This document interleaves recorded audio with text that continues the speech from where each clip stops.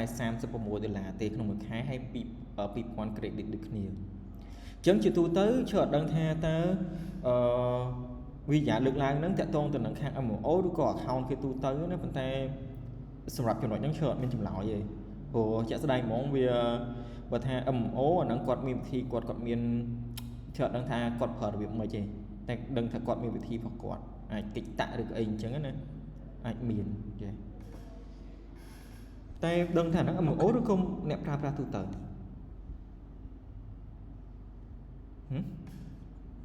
ដឹង account ដែលទិញតាម supply របស់វៀតណាមច្រើនក្នុង website វៀតណាមអញ្ចឹងទើបថាចំណុចហ្នឹងឆ្លត់ដឹងឯព្រោះ account អស់ហ្នឹង account ដែលទិញតាម supply ហ្នឹងអាចជាបញ្ហាដែរលើកឡើងចំណុចហ្នឹងបន្តិចតែស្ដែងដូច account voucher នេះគេហៅថា account organic ហ្មងវាប្រភេទ account ដែលយើងបង្កើតឡើងហើយយើងធ្វើ content ប្រភេទហ្នឹងរហូតអញ្ចឹង account ប្រភេទហ្នឹងពេលបាន monetize អត់ងាយដាច់ទេប៉ុន្តែដោយសារអញ្ចេះដោយសារ MMO យើងអាចទិញ account monetize បានដូចគ្នាដែរហើយតម្លៃអាចខ្ទង់ account មួយ account Facebook មួយដែលមាន monetize ស្រាប់រលួយបានស្រាប់ហ្នឹង account មួយ$300យើងអត់ដឹងថា account ហ្នឹងមិនទេប៉ុន្តែមាន follower 10k អីចឹងទៅប៉ុន្តែ 10k follower ហ្នឹងអាចអ្នក follower ហ្នឹងគេហៅថា account ខ្មោចហើយគេបាន monetize អីចឹងទៅប៉ុន្តែដល់ពេលយើង post យើងដឹងថាគេ post content អីទេដល់ពេលយើង post content បែបរបស់យើងវិញវាដាច់ monetize ដោយសារ Facebook វានឹងចាប់បានដោយសារវាចាប់បានថា content ដែលយើងធ្វើ content ដែលគេធ្វើពីមុនហើយ content របស់យើងនឹងវាអត់ consistent គ្នាហើយ account ហ្នឹងអត់ដឹងថាតើគេបង្កើតឡើងដោយរបៀបម៉េចទេ follower ហ្នឹងអញ្ចឹងទើបថានៅពេលដែលគេ boost យក follower ពេលខ្លះគេខ្លាចចាំ account ខ្មោចគេអញ្ចឹងហើយយ៉ាងហើយទើបនៅពេលអាហ្នឹង boost ប៉ុន្តែនៅពេលដែលគេទិញ account Facebook ដែលអាចរលួយស្រាប់ក៏គេខ្លាចប៉ះ account ខ្មោចដូចគ្នាដែរនឹងទិញពី MMO អាហ្នឹងគឺអញ្ចឹងព្រោះយើងអត់ដឹងថាគាត់បង្កើតឡើងរបៀបម៉េចទេ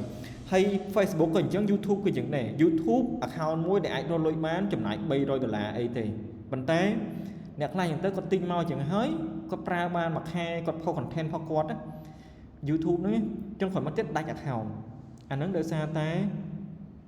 YouTube ចាប់បានព្រោះ account ហ្នឹងអត់ដឹងថាគេ MMO គេបង្កើតរបៀបម៉េចយើងទិញពីគេមកហ្នឹងហើយ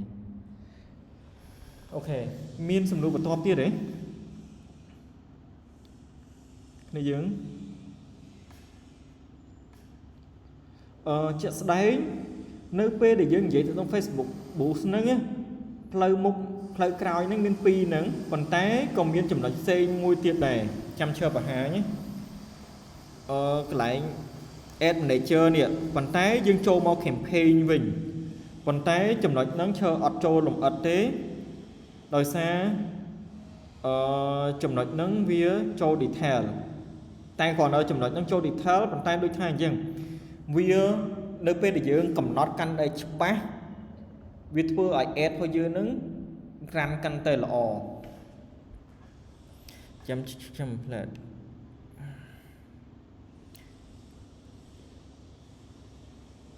ដោយសារតែ account voucher ជាប់ជាមួយនឹង account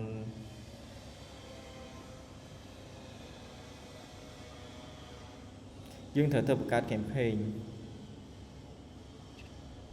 តែដោយសារវាជាប់មួយ account នេះ account Instagram នេះអញ្ចឹងទៅជាទៅលោតចូលហ្នឹងរហូតអញ្ចឹងឲ្យទៅឈើយ៉ាប់សេរីគ្នាយើងនេះគ្នាយើងមើលឥឡូវគ្នាយើងក្រុងពេលឈើមើលអានេះគ្នាយើងមានសំណួរ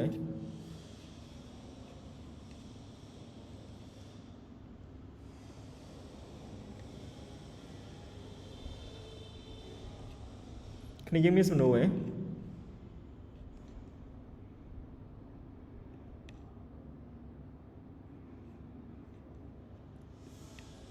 ឡូវគ្នាយើងយល់ខ្លះទេតើតើនឹងការបង្កើត ad ហ្នឹង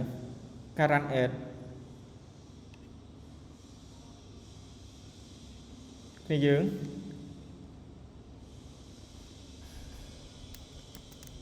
យល់ខ្លះច្រើនគិតថាយកអនុវត្តបានទេ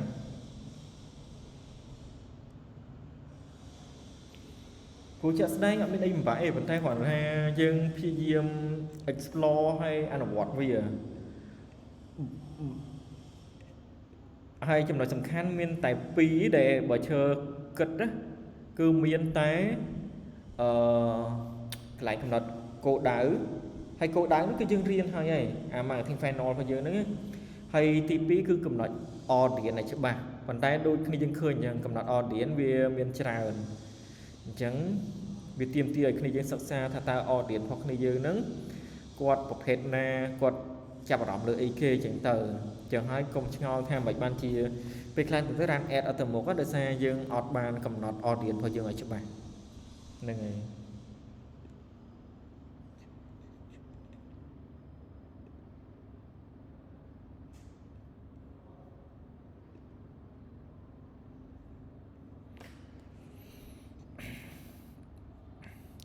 mấy bà hai pi chụp nội nắng bàn tay trong thành chế chơi bà hai trong chụp nội tích còn mọi người dân chứng ngol tham mấy ban chỉ pe khai tới những ảnh ran e ta ở bàn tao vị thi xây tiết đấy đôi mở page người nào chứ nếu khi dân khơi nhỉ trong chụp nội ní cái những ảnh ran e bàn được như để advertising được như thế nhỉ nếu lại nếu get start with automate ad rồi có create new ad để chúng ta niệm cái miền ad để chờ cái này đi mua được như đây nè thấy nhỉ click tới nắng với tự ad để chờ ở dân ran ad và dân tiền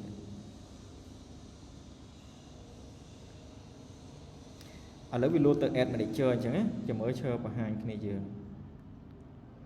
chồng mấy bạn chia load mau bị chụp một account Instagram có chơi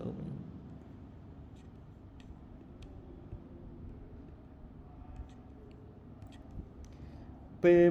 mảnh chơi click này click lại ad để chơi này cái giờ nhé cái như khơi nhé này chúng ta phải toán á nếu vị trí play non môi tiệt để cái run ad á chẳng khi người toán á cứ cái niệm mảnh cứ cho một ad center hơi nên những ad mà để chơi lại nè chúng cho lại ad mà để chơi đó nhé và to một tiệt chơi xong và hai screen môi tiệt rồi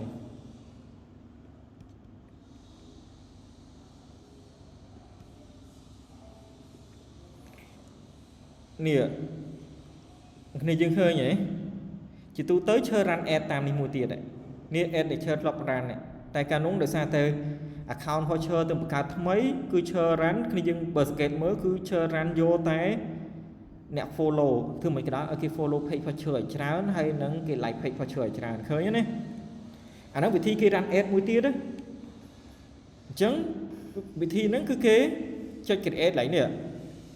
chơi cái ad nó hay khi dân khơi về lốt được khi hình chẳng lại ní khi dân khơi nhỉ ní cầm nọt cô đai á cầm nọt cô đai nó cứ đối marketing funnel thôi dương nhé ở awareness traffic engagement lead app promotion được có sale nó gương lụi ván để chẳng tờ được cái dương ở lấy dương trong cái mấy cái này cái prap tiệt engagement bên cái engagement nó miễn khi dân khơi nhé message messenger video view post conversion để chẳng tờ năng sale bên AK chẳng á ở lấy đầu tiên ho cho bà hai vô engagement để khi dừng hay khi dừng continue chẳng việc này hay việc hiệp dừng này rất có dừng cầm nốt đã tông manual engagement đi mau nè anh ấy việc cầm nốt rồi recommend việc recommend dừng ấy ở lấy dừng ai cầm nốt con ai các bạn đây create engagement campaign from scratch dừng create engagement campaign con ai màu hay dừng cho continue một tiết màu biết từ load từ template một tiết ở dừng này chẳng anh ấy cái set ad mùi tặng mà tặng đi rồi này thế chẳng lại nè dương cho mơ lại dương mơ detail hơi anh ấy like video dương up like thế dương chụp bật bằng thao dương lái dương bài về màu chẳng nè like video location vì Facebook nè tại dương bên like video tề bởi dương trong ô tiếng hò dương like video hơi dương trong bù ở cái khơi video nó tràn nữa chẳng dương ra đang được này đây tại dọn live video thế nhưng dương vừa thế và tôi một tiết nè campaign detail nắng dương cầm nốt nè edit lại đi mau edit lại campaign objective nè cô đại của dương trong màn này kia bởi dương trong màn engagement dương vô ở đằng màu ở thế dương edit dương đô ấy chừng từ được gọi về anh ấy chừng từ mình thấy dương vô engagement cứ vô engagement màu hay bà chết nè campaign bà chết nó dương cầm nốt màn anh ấy dương cầm nốt trăm tay $5 đức nè còn tay lại đi bị miên pi bị miên để lý bài chết chưa có lifetime bài chết để chơi lực lang của mình nhé nó biết điện chỉ mũi nâng dương bà chơi bà hai mấy cứ run run ad continuously run ad តរហូតអាហ្នឹងដូច lifetime budget ហ្នឹងអញ្ចឹងប៉ុន្តែបើយើងរើស lifetime budget គឺវានឹង run ad ហ្នឹងអត់ធប់ទេអញ្ចឹងសំខាន់ណានេះយើងមើលច្បាស់អញ្ចឹងយើងយក daily budget មកយក daily budget ហើយយើងត្រូវកំណត់ថាតើ ad ហ្នឹង run ពេលណា schedule នេះ schedule មើលយើងត្រូវកំណត់វាថាតើយើងចាប់ដើមពេលណាយើងបញ្ចប់វាពេលណាដូចគ្នាអញ្ចឹងនិយាយទៅអានេះយើង run ពីថ្ងៃ2ដល់ថ្ងៃ3នេះមកសម្រាប់តែមួយថ្ងៃទេអញ្ចឹងអាហ្នឹងមួយបន្តមកទៀតយើងអាច add under time period ក៏បានដែរយើងចង់ add បន្ថែមក៏បានអត់ add ក៏បានដែរហើយយើងអាចមានកំណត់ AB testing ក៏បានឲ្យវា run ad ហ្នឹងដើម្បី test ក៏បានដែរណាហើយយើងកំណត់ឲ្យអស់ហើយណាយើងចុច next ទៅទៀតយើងចុច next មកវានឹងបន្តឲ្យយើងទៀតហើយវានឹងឲ្យយើងកំណត់ទៀតហើយ conversion location នេះ ad យើងចង់ run ហ្នឹងយើងចង់ឲ្យគេ message យើងចុចយក message មកឬចង់ឲ្យគេ call ក៏យើង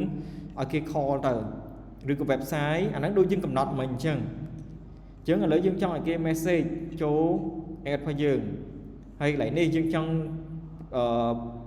ដាក់នៅលើ Facebook ឬក៏ទាំង Facebook និង IG យើងកំណត់អាហ្នឹងឬក៏យើងយកត្រឹមតែ Facebook ទេ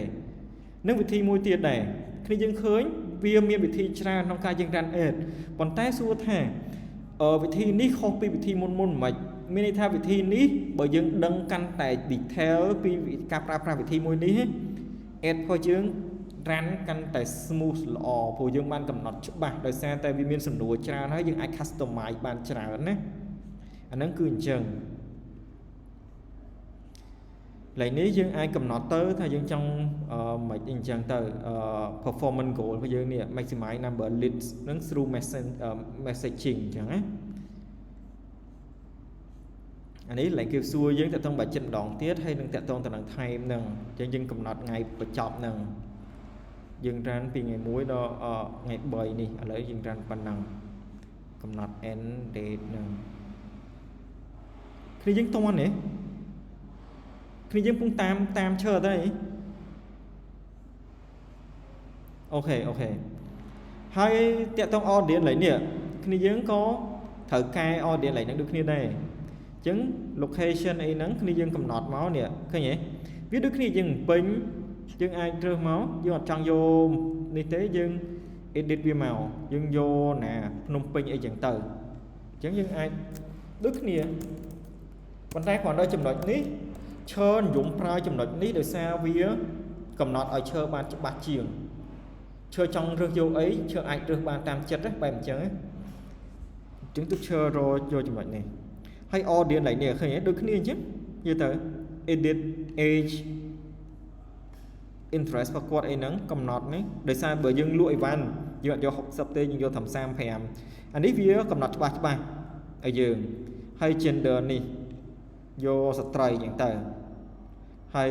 កន្លែងនេះ target នេះ behavior មាន demographic មាន interest មាន behavior ហ្នឹងគឺដូចគ្នាឥឡូវដូចបើហាងយើងលក់ខោអាវប្រភេទ sport យើងយក sport មកអញ្ចឹងវាចេញមកប្រភេទ sport ឃើញទេអញ្ចឹងអាហ្នឹង interest ហើយ behavior engage shop ឃើញទេ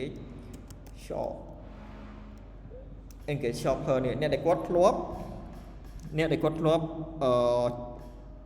click សួរអីវ៉ាន់នៅហាងគេអីហ្នឹងអាហ្នឹង ad ហ្នឹងលោតឲ្យគាត់ឃើញដូចគ្នាដែរអញ្ចឹង ad transparency អាហ្នឹងអត់អីទេplacement អាហ្នឹងកន្លែងដែល ad ហ្នឹងឃើញយើងអាចដូរកំណត់តាមចិត្តបាននឹងយើងកំណត់ហើយណាអញ្ចឹងយើងចុច next ទៅទៀតហ្នឹងវានឹងបង្ហាញតាក់ទងទៅនឹងយើង set ថាតើយើងចង់ចុចយក ad មួយណាឲ្យចូលឃើញកន្លែងហ្នឹងគ្នាយើងតាមឲ្យតណាយើងឃើញតែនេះ ad name អានេះយើងក៏ពិតយើងត្រូវដូរឈ្មោះវាទៀតប៉ុន្តែឈើអត់ដូរយើងត្រូវដាក់មកនេះបើយើង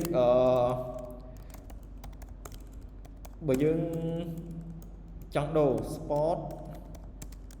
close bây giờ lụi bán hàng lụi áo bài sport nằng ok ní ad nó cứ ra nơi Facebook mấy nhưng cầm nọt trên Facebook thế admin được trong Instagram thế chẳng hay lại creative ad nè cứ cái lại để dưỡng rước thành tơ dương trong ối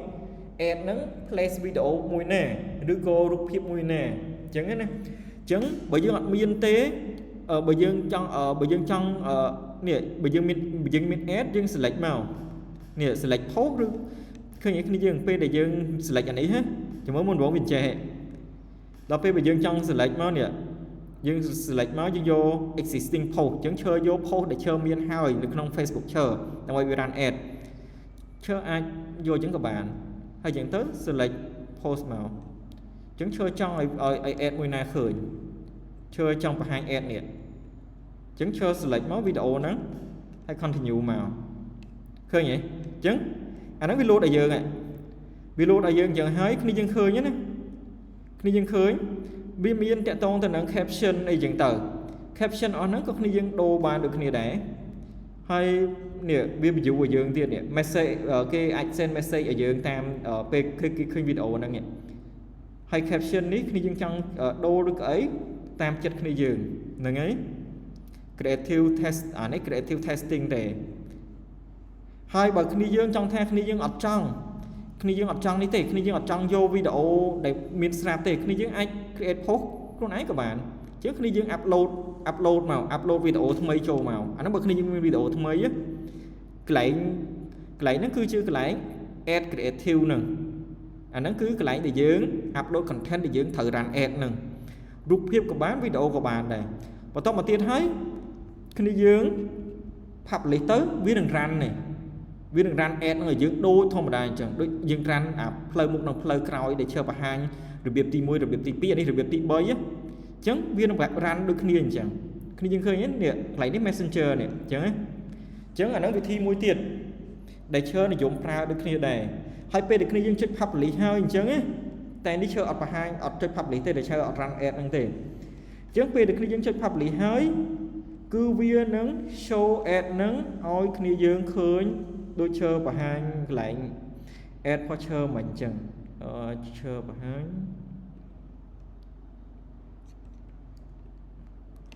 ตัวมวยนานี่โอเค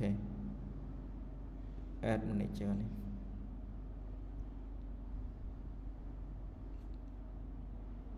nè khi dân khơi tập hai dẫn tới khi thời cho mà lại ad này chơi nắng hay mơ campaign nè chẳng khơi nhỉ nè trong nói trả mấy nè anh ấy để chơi bà hai khi dân mấy người lớn video cho trả vậy chẳng bậc nè ap được khi dân ran hỏi cứ viên nắng đạt in progress hỏi viên nắng ran ad để giờ này và tay đi từ xa chơi ọt ran tế chỉ vì lốt nó in trả rồi nè hai bậc khi dân trong theo khi dân trong lại đến đây khi dân cai nè cai tam nâng tử đưa mua cuộc này dân click lên vía tới khi nhỉ click lên vía tới với chơi nhỉ sport close hệ anh nói pha dừng mày nhỉ nâng nhé ta chợt ra này chợt bà hai pan năng sần chợt bà hai cái to nón ca ran ad được nón tiktok bình đòn chợt sau đấy vị thi bù thường lớn tiktok chỉ tu tới men pi vị thi để chơi nông bà hai tí muối nó khi dương cho từ trong TikTok account hay dương tam tủ sắp đáy á hay khi dương cho từ mới content vào khi dương ní chợt miền ấy bà hai nhá để xe tay chờ bung vụ view lên tủ sắp đáy ok hay bắt đầu một tiết khi dương cho từ cái lại sinh nhã chốt bay lại bê tông khăn khổm kia một chút này chốt bay nữa cứ kế chốt lại increase view cái increase view nó cứ cái bộ mà được như này nè anh nó được nó tụ sạp đài anh nó nhiều chăm chơi screenshot anh nó hết nhau cho tới ở cái gì chăm play đó nó chơi bà hai để xe chơi đấy chơi trong bà hai ở non tụ sạp đài nó để xe tại vì ở sơ effective tệ để xe dương ở sơ dương bạn con ca dương cầm nót gió ở tại chôn thôi dương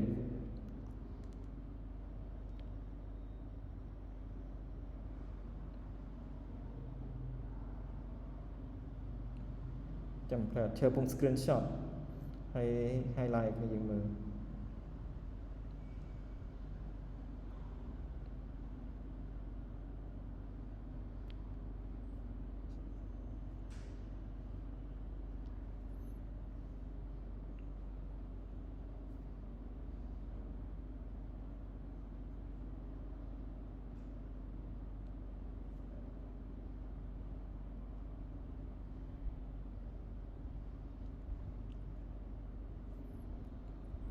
នេះគ្នាយើងឃើញ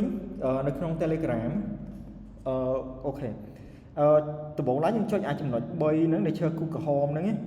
បន្តមកទៀតពេលយើងចុចហើយយើងទៅកន្លែង encrypt view ហ្នឹងយើងចុចកន្លែង encrypt view ហ្នឹងទៀតគឺវា load ទៅកន្លែង promote ឲ្យយើងហើយ TikTok នេះយើងមានអញ្ចឹងឯងគេសាកមើល TikTok នេះយើងនៅលើទូរស័ព្ទដៃមានអញ្ចឹង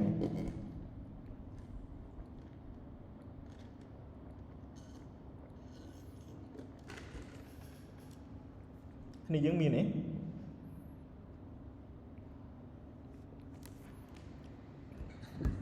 Fetch. This. Add setting man. កន្លែងដូចក្នុងទូរទស្សន៍បង្ហាញបើកវីដេអូ TikTok របស់យើងហើយយើងចុចសញ្ញាចុច3ខាងក្រោមកន្លែងគូឈើ highlight ហ្នឹងហើយបន្តមកទៀតមានកន្លែង encrypt view ហើយយើងចុចតែ encrypt view ហ្នឹងទៅវាមាន promote ហ្នឹងគឺយើងពេញព័ត៌មានអស់ហ្នឹងមកហើយអាហ្នឹងយើងអាច pay ទៅ boost បានហើយមានទេ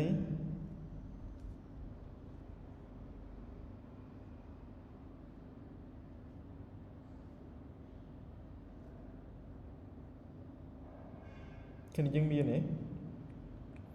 គ្នាយើងបើគ្នាយើងមើលតាក់ទងទៅនឹងការ boost ជាទូទៅគឺយើងប្រើ key term ដូចយើងរៀននឹងអញ្ចឹង get sell get lead អញ្ចឹងគ្នាយើងត្រូវយល់ថា get sell មានន័យថាម៉េច get lead មានន័យថាម៉េច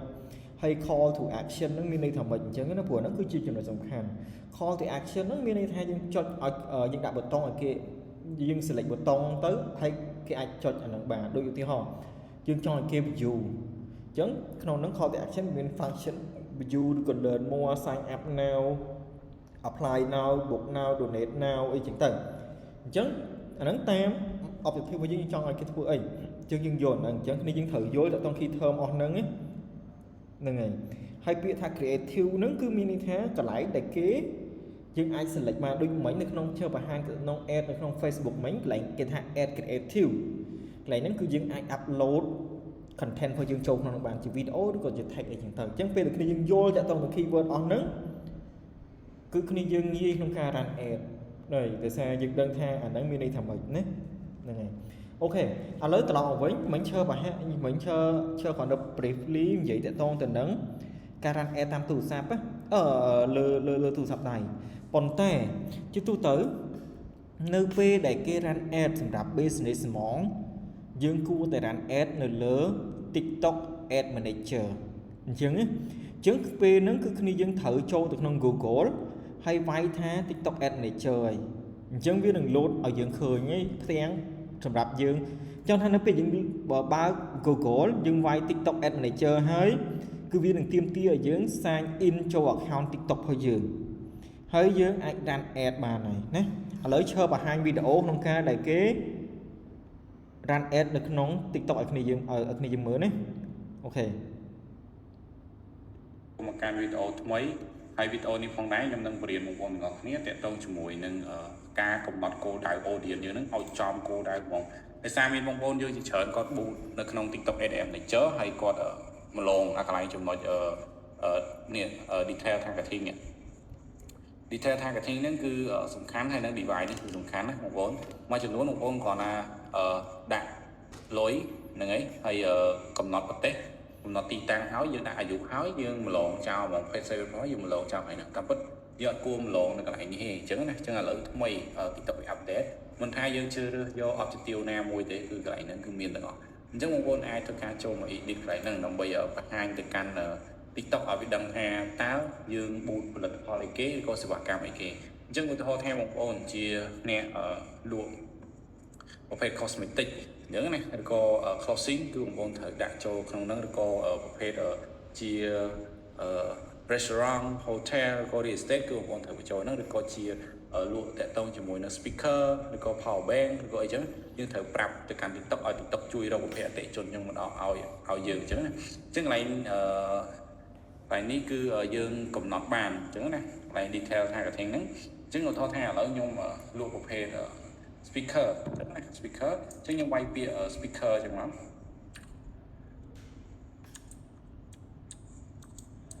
អូខេ speaker អូខេ chẳng vì năng hai dương này speaker mini cái khác chẳng dương select vì máu mùi vì speaker mini speaker wireless go speaker bluetooth speaker chẳng là speaker cái đi ở tập phone một speaker dương mơ tới cứ dương ai select bàn chẳng là select bàn chẳng máu ở bàn điện trở điện máu là bay ao ở tiktok với score hay dương chỉ nhận luôn speaker chẳng vì năng dọn keyword mình nâng chăm internet bọn nè prao thì con nè lên tiktok hay và dân miền user nào nè đại miền reaction rồi có search hoặc tin speaker cứ rồi phía đó cứ add vào dân cứ bắt chụp hai show là kia ấy chẳng này chân dân select chân máu ok chẳng cứ dân select bạn này chẳng ní cứ chỉ ô điện mũi ní cứ chỉ ô điện mũi để sủng khánh để tao chúng mình is internet ngày chẳng về để chấm nào vào nè prao nè mới kia miền chấm nào vào từ lời một page nắng cứ rồi phía đó cứ tiktok viên năng thuộc caรุ่นประเภทพิวแบบนั่งมาเอายืนจานให้พิวก็บ้านเคยแอดว่ายืนจานในพิวได้บ้านinterest จับอารมณ์แต่เลยประเภทspeaker จังนะให้มาทางของมีติดจุดหน่อยสำคัญมีติดวงโอนแต่มาจากนั่งบูจุกเมย์มาสันจีวงโอนจีเนี่ยลูกเราแต่พอแต่มีหนุ่มหลายอย่างคล้ายเด็กกระถางเมย์ก็ตอนอาจมีเราแต่พิวติ้งนะพิจารณ์เมย์พิจารณ์ก็ตอนมีเราแต่พิวติ้งจังวงโอนกูแต่สักษาเมื่อหาตักเมย์ก็อาจมีเราพิวปลาตัวสาวของดักนาdevice và code កម្រិតណាអញ្ចឹងណាអញ្ចឹងពេលខ្លះកម្រិត device របស់គាត់គឺទៀបទេបងប្អូនណាដូចជាក្មេងភាគច្រើនឥឡូវហ្នឹងគឺគាត់ទិញទូរស័ព្ទប្រភេទ model ទៀបដែលបងហាងទូរស័ព្ទគាត់យកមកលក់ណាដូចជាប្រភេទពួក iPhone 6 iPhone 7 iPhone 8ឬក៏និយាយទៅក្រុម iPhone X ចុះក្រុមហ្នឹងគឺតម្លៃត្រឹមតែ1 10 20ម៉ឺនឬក៏អាទៀបហ្នឹងអាចថា1 6 7ម៉ឺនអញ្ចឹងគឺគាត់មានលទ្ធភាពក្នុងការទិញប្រើអញ្ចឹងហើយពេលខ្លះគឺយើង boot គឺយើងអត់បាន select អាហ្នឹងតែផលិតផលហ្នឹងគឺក្មេងៗគាត់ចាប់អារម្មណ៍អញ្ចឹងណាប៉ុន្តែគាត់មានលុយទិញឯងគាត់ចាប់អារម្មណ៍គាត់ឆាតសួរយើងចោលអញ្ចឹងណាអញ្ចឹងកន្លែងចំណុចមួយដែលយើងត្រូវសិក្សាដើម្បីបិទអញ្ចឹងកន្លែងនេះ device បងប្អូនមួយចំនួនអត់បានចាប់អារម្មណ៍ឯពាក្យថា device ទេ device គឺជាឧបករណ៍ប្រើប្រាស់ដែលលេង TikTok ហ្នឹងណាអញ្ចឹងយើងអាចបិទ device មួយចំនួនចោលដើម្បីកុំឲ្យជួបប៉ះក្មេងៗច្រើនខ្លាំងពេកដោយសារជាផលិតផលយើងដែលមានតម្លៃរៀងថ្លៃថា speaker មកហ្នឹងខ្ញុំលក់តម្លៃចាប់ពី100ឡើងទៅអញ្ចឹងក្មេងៗពេលខ្លះគាត់មានលទ្ធភាពទិញឯង100ឡើងទៅប៉ុន្តែបើសិនយើងបូនផលិតផលខ្លះយើងអត់បានបញ្ជាក់តម្លៃគឺគ្រាន់តែដាក់ទៅគាត់ឆាតមកសួរយើងចោលអញ្ចឹងណាអញ្ចឹងធ្វើឲ្យយើងជួបបញ្ហាកូនក្មេងនឹងច្រើនខ្លាំងមែនទែនអញ្ចឹងដើម្បីដោះស្រាយបញ្ហាកូនក្មេងនឹងយើងចូលមកក្នុងនេះមកយើងចូលមកកន្លែងអាចថាទាំងអស់ក៏បាន device ណាប៉ុន្តែយើង select ដកពួកទូរស័ព្ទដៃនឹងចេញអញ្ចឹងណាដកចាប់ពី iPhone X ចេញនេះកន្លែង all device device model បងប្អូនចូលមក Apple ណាបងប្អូន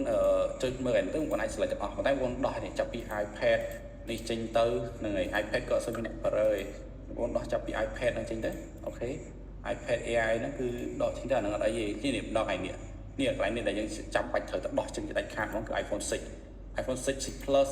អូខេ7 Plus 8 Plus នេះទៅ11នេះអាចទុក11ក៏ទុកឬក៏ចង់ទុកក៏បានតែ11នេះថ្លៃ11នឹង100ជាងអញ្ចឹងណា100ជាងតែបើសិនបងប្អូនគិតថាអូបើខ្ញុំថ្លៃមែនតើអ្នកខ្លះគឺដក11 12ហ្នឹងចេញទៅដកត្រឹម11ចេញទៅអញ្ចឹងណាទុកចាប់ពី12ទៅអញ្ចឹងហើយ scroll មកក្រោមនេះទៀតបងប្អូនដកពួកនេះពួក iPhone SE iPhone Air ហ្នឹងហើយ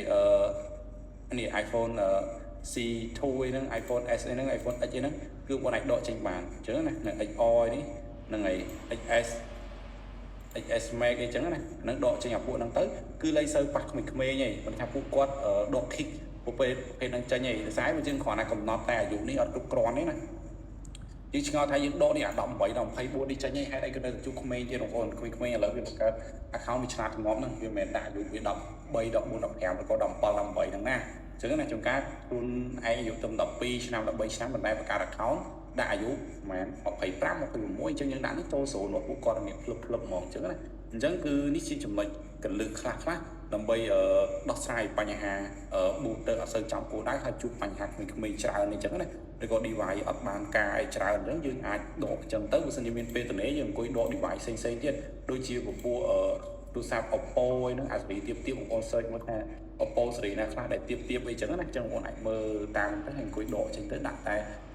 ទូរស័ព្ទដៃដែលសំខាន់ហ្នឹងតែ16 17នេះគឺចូលអីចឹងណាហ្នឹងហើយអញ្ចឹងគឺមានចំណុចតែប៉ុណ្្នឹងទេតើតោងជាមួយនឹងការកំណត់ audience នៅក្នុងកន្លែង ad group ហ្នឹងឯងអញ្ចឹងសម្រាប់បងប្អូនដែលធ្វើការ boot គឺអានេះគ្រាន់តែជាចំណុចពិសេសមួយដែលបងប្អូនត្រូវ add ថែមឲ្យតាមដានមើល result ខ្លួនឯងថែមទៀតណាទៅលើចំណុចអស់ហ្នឹងអ អញ្ចឹងកន្លែងមេរៀនខ្ញុំមានតែប៉ុណ្្នឹងទេកន្លែងចំណុចហ្នឹងចឹងបើសិនបងប្អូនធ្វើហើយឆ្ងល់ប៊ូតទៅឃើញលទ្ធផលឲ្យមិនគឺបងប្អូនអាចជួយខ្ញុំ អូខេគ្នាយើងតន់អ្វីដែលវីដេអូនិយាយណាគឺគេផ្ដោតខ្លាំងទៅតន detail ផុស targeting ឡើយហ្នឹងគឺគេនិយាយទៅក្នុង audience និយាយមើលទៅតទៅនឹង behavior និង interest for audience ណាហើយយុទ្ធសាស្ត្ររបស់គេដូចគេលើកឡើងអញ្ចឹងដោយសារតែ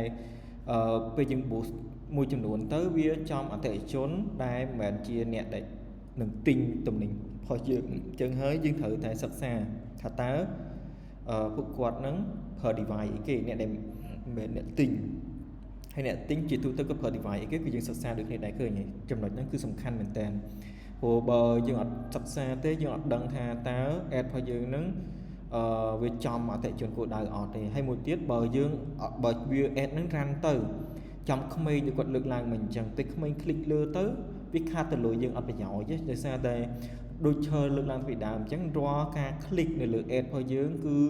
ក្រុមហ៊ុនទាំង Facebook ទាំង TikTok ទាំងអស់ហ្នឹងគឺនឹងឆាចលុយពីយើងដែរអញ្ចឹងបើចំអតិថិជនដែលមិនមែនជាអតិថិជនគោលដៅយើងកាន់តែច្រើន ad របស់យើងហ្នឹងគឺអស់លុយហើយអស់លុយច្រើនហើយវាអត់ប្រយោជន៍វិញទៀតអញ្ចឹងហ្នឹងហើយគ្នាយើងតន់ចំណុចហ្នឹងហើយមានសំណួរអីសួរឈើមានទេមុនយើងទៅមកចំណុចទៀតណាអូខេបើអត់មានទេឈើបង្ហាញតកតងទៅនឹងការ run ad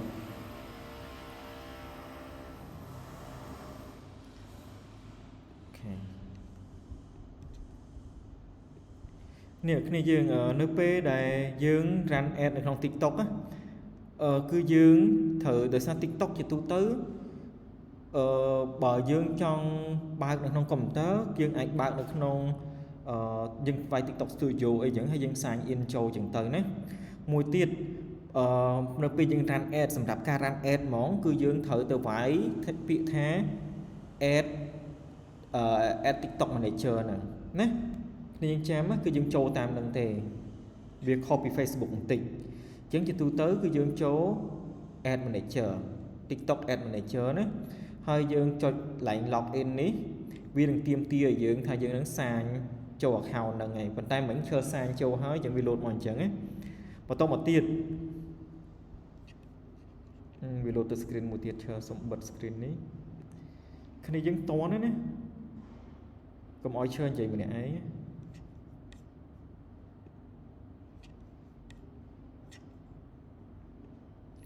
បន្តមកទៀតនៅពេលឈើបង្ហាញនៅវិញនៅពេលយើងសាញចូលហើយគឺវានឹងសួរយើងឲ្យយើងបង្កើត ad ហើយនេះដោយសារឈើមាន ad ស្រាប់មិនឈើបង្កើតអញ្ចឹងយើងគ្រាន់តែ click លើ ad ហ្នឹងមកនេះសីហា ad នេះអញ្ចឹងឈើ click លើហ្នឹងមកគឺគ្នាយើងអាចកំណត់ការ run ad នៅលើ TikTok បានអញ្ចឹងគ្នាយើងមើលគេអាចនេះឃើញទេគ្នាយើងចុងក្រោយមកទៀតគ្នាយើងឃើញកន្លែងនេះ brand awareness sell lead generate អីចឹងទៅ generation ចឹងទៅអញ្ចឹងអាហ្នឹងវាជា marketing funnel ដែលយើងរៀនតាំងពីដើមមកគឺយើងនៅតែ apply រហូតនៅក្នុងការ run ad គឺដូចគ្នាអញ្ចឹងអញ្ចឹងពេលយើងមើលទៅនឹង brand awareness គេនិយាយមានអីគេខ្លះពេលយើងនិយាយ click លើ brand awareness គឺមាន traffic ហ្នឹងគឺមានឲ្យគេ visit website របស់យើងឬមួយក៏យើងចង់បើយើងចង់ឲ្យគេ view វីដេអូលើ TikTok របស់យើងចុចយកវីដេអូ view មកបើយើងចង់ get more engagement លើ TikTok account របស់យើងគឺយើងយក community interaction នេះយើងមើលdescription នៅខាងក្រោមនេះ get more engagement on your TikTok account អាហ្នឹងគឺយើងយកហ្នឹងប៉ុន្តែបើយើងចង់លក់អីវ៉ាន់យើងអាចយក sell នេះមកហើយយើងចុចយកតាក់ទងទៅនឹង website conversion try sell on your website ឬក៏យើងយក TikTok shop អីនេះចឹងទៅ generate lead យើងមានតាក់ទងអីគេ website form យើង get form through your website ឬក៏ TikTok instant form ឬក៏ direct message អញ្ចឹងដោយសារតែយើង run ad ហ្នឹងគឺសម្រាប់ហាងឧទាហរណ៍យើងមានហាងលក់អីវ៉ាន់ជាទូទៅនៅពេល run សម្រាប់ ad សម្រាប់ហាងគឺយើងចង់ឲ្យគេ message ទេដើម្បីយើងចង់ឲ្យគេទិញទំនិញរបស់យើងអញ្ចឹងណាអញ្ចឹងយើងយកតាក់ទងនឹង direct message ឬក៏ phone call បន្តមកទៀតយើង continue មក ចុច continue ពេលយើងចុច continue ហើយគឺវានឹង load template ថ្មីមកឲ្យយើងទៀតសម្រាប់ like នេះ like add name មកiPhone យើងលក់ទូរស័ព្ទដៃ iPhone add ចឹងទៅ iPhone 17 add ចឹងទៅឧទាហរណ៍បន្តមកទៀតអាហ្នឹង name របស់យើងហើយយើងអាចរើសតាក់ទងទៅនឹង lead របស់យើងនេះយើងចង់ឲ្យគេ click បើយើងមានតាក់ទងទៅនឹងមើលឡើយនេះ lead show your ad to people who like to convert or share your contact information អញ្ចឹងឬក៏ show ad នេះឥឡូវនេះគេចង់ថា ad ហ្នឹង show ទៅឲ្យអ្នកណាគេ show your ad ទៅកាន់អ្នកដែល take action ជាមួយ website ឬក៏ view content ហ្នឹងអញ្ចឹងជាទូទៅយើងអាចrun ad ជាមួយអ្នកដែលគាត់ធ្លាប់ view website របស់យើងក៏បានដែរឥឡូវយើងកន្លែងហ្នឹងយើងយកចំណុចទី1ចុះយក lead ហ្នឹងហើយបន្តមកទៀតកន្លែងនេះ target cost per result នេះយើងអាចកំណត់ទៅដោយសារនេះវាចេញជាលុយខ្មែរឲ្យឈើអញ្ចឹងឈើដាក់ 1000 រៀលចុះអូខេអាហ្នឹងស្រេចយើងកំណត់ណាចង់ថានិយាយទៅអាហ្នឹងដូច bidding អានេះជា bidding strategy យើងចង់មានន័យថាតើនៅពេលគេ click លើ ad យើងមួយហ្នឹងតើយើងចង់ឆាចឲ្យខាង TikTok គេឆាចប៉ុន្មានអញ្ចឹងឈើកំណត់អាចថា 1000 រៀលឬក៏យើងអាចកំណត់ 500 វា500ក៏បានដែរ500វាស្មើនឹងមួយសេនចេះលើសមួយសេនតិចអញ្ចឹងដល់ពេលនឹងហើយយើងមកចូល line budget and schedule នេះអញ្ចឹង budget របស់យើងអាចកំណត់មកនេះរាយ10 100 រាយ10 100 1000 30000មួយថ្ងៃ 30000 ណាអញ្ចឹងមួយថ្ងៃ 30000 like នេះដូចក្នុង Facebook អញ្ចឹងដូចគ្នាយើងឃើញមាន daily ឬក៏ live time អញ្ចឹងគ្នាយើងយក daily មកកុំយក live time យកអស់លុយ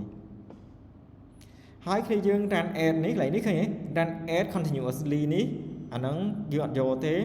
យើងយក set ថ្ងៃបញ្ចប់របស់វាអញ្ចឹងជាទូទៅយើងឧទាហរណ៍យើង run តែ2ថ្ងៃយើងកំណត់យើង run តែមួយថ្ងៃយើងកំណត់មួយថ្ងៃយើងមកហើយយើង confirm មកអានេះវាគ្រាន់តែបញ្ជាក់ថានៅពេលដែលយើង run ad ហ្នឹងកាន់តែយូរ performance វាហ្នឹងកាន់តែល្អទេជាទូទៅវា suggest ឲ្យ7ថ្ងៃ at least ដើម្បីឲ្យ performance វាល្អអញ្ចឹងដោយសារនេះជាការ testing បង្ហាញគ្នាយើងនេះ run ad តែមួយថ្ងៃទេណាហើយបន្តមកទៀតនេះដល់ចំណុចដែលគេបង្ហាញយើងមិញហ្នឹងគឺនិយាយទាក់ទងនឹង audience targeting នឹងជាទូទៅយើងត្រូវតែកំណត់ audience យើងឲ្យបានច្បាស់ណាអញ្ចឹងកន្លែងនេះអ្វីឲ្យឈើសច្ចេគ្នាយើងត្រូវនេះចុចកន្លែង switch to manual targeting មកដើម្បីយើងកែព្រោះបើយើងទេយើងអត់យើងនេះទេយើងកែអត់បានទេអញ្ចឹងគ្នាយើងយក switch to manual នឹងមកបន្តមកទៀតយើងនេះចុច edit មកកន្លែងនេះឃើញ location យើងយកភ្នំយើងយក Cambodia ឥឡូវបើនេះវាកំណត់វាឲ្យយើងកំណត់តែប្រទេសទេមើលបើយើងយកភ្នំពេញចេញអត់ភ្នំពេញអូខេភ្នំពេញក៏បានដែរអញ្ចឹងយើងកំណត់យើងយកភ្នំពេញមកបានដូចគ្នាហើយដោយសារតែយើងលក់ iPhone អញ្ចឹងអ្នកប្រើប្រាស់របស់យើងអាចថាអតិថិជនគោលដៅយើងត្រឹមនេះចុះ44ចុះអញ្ចឹងយកប៉ុណ្ណឹងដោយសារ iPhone អាចទាំងប្រុសទាំងស្រីក៏ប្រើហើយ language ហ្នឹងយើងសំដៅលើអ្នកដែលគាត់ប្រើប្រាស់ភាសានៅក្នុងប្រទេសយើងហ្នឹងយើងយកភាសាខ្មែរមក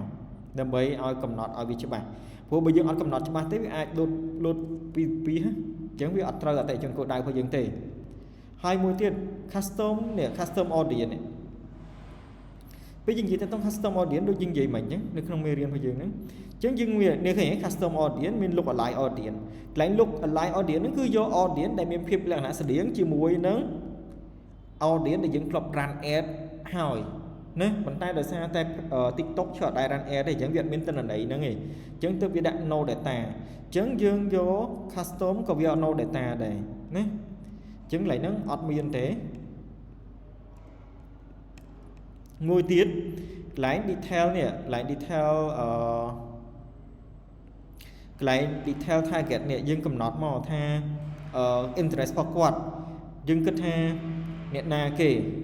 behavior របស់គាត់អ្នកណាគេយើងកំណត់ទាំងអស់ហ្នឹងមក purchase intention នេះក៏មានដែរ video interaction ក៏យើងកំណត់ដែរគ្នាយើងកំណត់ឲ្យច្បាស់ព្រោះឧទាហរណ៍តាក់ទងទៅនឹង iPhone 17 អញ្ចឹងជាទូទៅអាចថាអ្នកមានលុយដែរទើបគាត់ប្រើ iPhone 17 ព្រោះរៀងថ្លៃអញ្ចឹងយើងកំណត់ education មកថាអ្នកណាគេ education ហ្នឹងហើយយើងអាចកំណត់ education ហ្នឹងយើងយកuniversity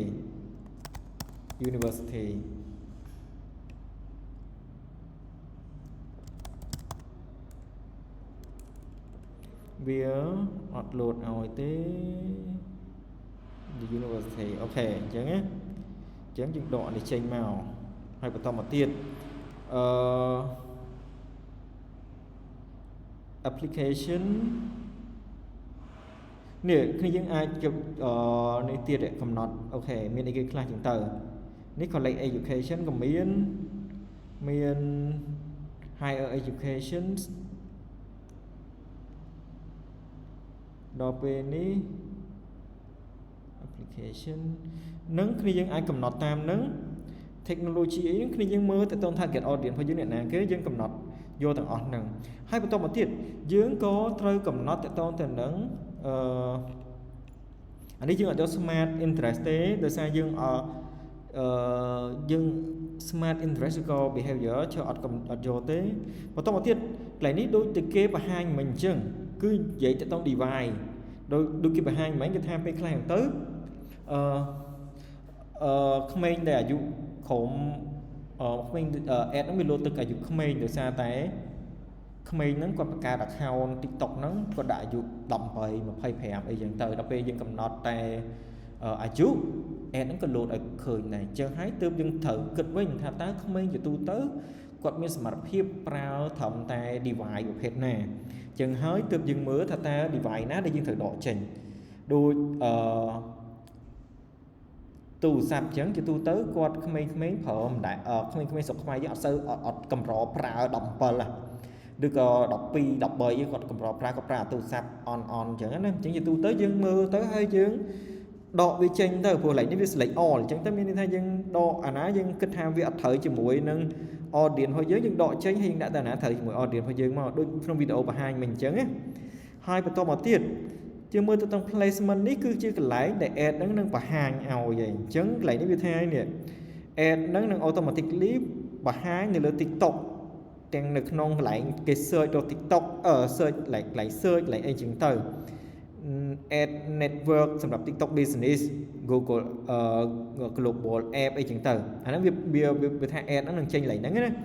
បន្តមកទៀតគ្នាយើងចុច continue គ្នាយើងចុច continue ទៅវានឹងទៅហើយណាគ្នាយើងតន់ចំណុចហ្នឹងឯងការ run ad នៅលើ TikTok មានជាសំណួរឯងគ្នាយើងសួស្ដីគ្នាយើងតាមជឿតន់ឯងបានចុះហ្នឹងហើយព្រោះចំណុចដែលយើងត្រូវចាំសម្រាប់ការ run ad នៅក្នុង TikTok ហ្នឹងគឺយើង run ខុសពីលើ Facebook ដោយសារតែយើងត្រូវចូលទៅក្នុង TikTok Ad Manager ហើយយើងត្រូវ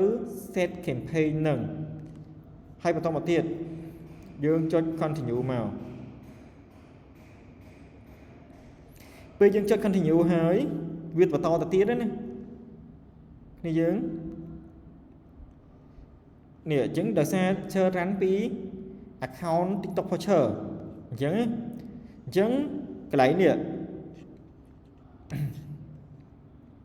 គ្នាយើងឃើញកន្លែង destination នេះ based on select location choose where to send people when they tap click ad អូខេអញ្ចឹងត្រូវតែបញ្ចូលតទៅនឹង creative asset គ្នាយើងអ្វីដែលគ្នាយើងត្រូវតែបញ្ចូលគឺកន្លែង creative នេះ creative asset នេះកន្លែងហ្នឹងគ្នាយើងដឹងគេឲ្យដាក់អីគេហ៎គឺគេឲ្យយើងនឹងដាក់ content ណាដែលយើងត្រូវ trong ai ad nó khởi chứ nghe nên nhưng miền video na để khi nhưng trong đã khi nhưng đã được lại chấm nói create asset nâng lấy nó cứ chấm nói sủng khán ấy chứng dương ai create new ad new video máu hay dương upload cho mà chứng tay chờ ở tế chờ và hai khi dương nó pd nè chứng bây giờ check lại add video nâng ấy cái này reload máu lại TikTok post đưa có creative library còn tay không creative library for chart miền ở bên video ấy gì chứng chơi vô được nó TikTok post nó TikTok post vì miền postกับfor chart được on ở TikTok ấy chứng chơi cho vi máu chơi vô video na của bạn đấy hãy select vi máu chứng reload này load được không đi hay được không content đấy nhé reload máu hái thế viên được rắn add lưu content môi nặng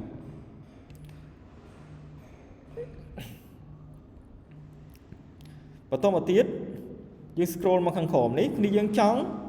call to action nè lệnh tag nó như khi dương trắng call to action ấy kì ở kia thôi kì khi dương ai select bàn chứng khi dương trắng ai ở cái message chứng chỉ tu tới nè message thì sao dương vô marketing ở nổ vô add goal thôi dương nó cứ vô message chẳng hay ấy và tay bị dương trong đấu cứ dương ai đấu bàn được như đấy đấy còn tay thì sao dương vô message chẳng biết trâu cho mọi vậy dương trong bàn hay dương trong kia message xua tại toàn tầm hàng thôi dương ấy chẳng phần nâng màu hay đứa muốn cái dương trong đã product image ấy dương ai upload rút thọt nơi này mùi tiết hay dương bật thêm tại toàn tag cái lửa đằng tiết của bàn đài nè hơi và toàn một tiết khi dương còn đắp hấp lý tới add nó đừng ran này nâng cứ cái ca ran add được nón TikTok tập phần nâng tỷ khi dương biết xem nụ ấy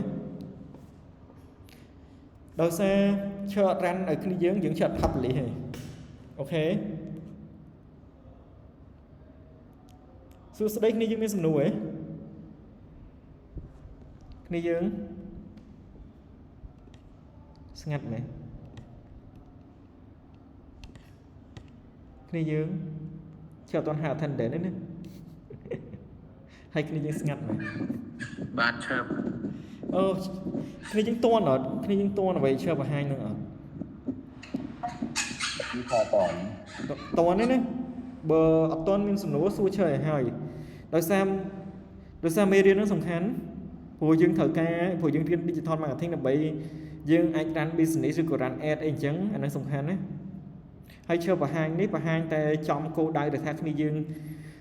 นั่งโยต่อ apply หมองคือเตะต้นแต่นั่งยังร้านแอดสำหรับเอาเกมเมสเซจมาหางพอยังหมองนี่จังคืนยังบ่คืนยังอัตติดข่อยคืนยังเป็นสนุกไอ้ai xua chờ bàn phụt chạy đấy nhà lợi dương tiên đỏ tất tim vậy hái tất tim muốn dương riêng mê riêng bật thêm tích túi hay khi dương ai miên chưa sửa nổi ai xua chờ bán phụt tất khỏi cứ dương riêng để tôi能 khép khát bên mà đồ chẳng dương thật lọp tới khép khát dương能 riêng để tôi能 cắt video tăng khép khát hay khi dương miên sửa nổi để tôi caran ad để dương riêng hình nắng khi dương ai xuaឬក៏ mê riêng gặp y tất tim mũi đỏ tất ti muốn tìm vậy nó khi những ai xua chờ bán hai bài toán mà tiết cứ khi những thử work chỉ mùi nó assign mình không khi những của những nơi sau tay tất tim muốn tất tim đọc về tất tim đọc cứ khi những thử và hái proposal là khi ai chờ khởi nhé tặng on nâng mỏ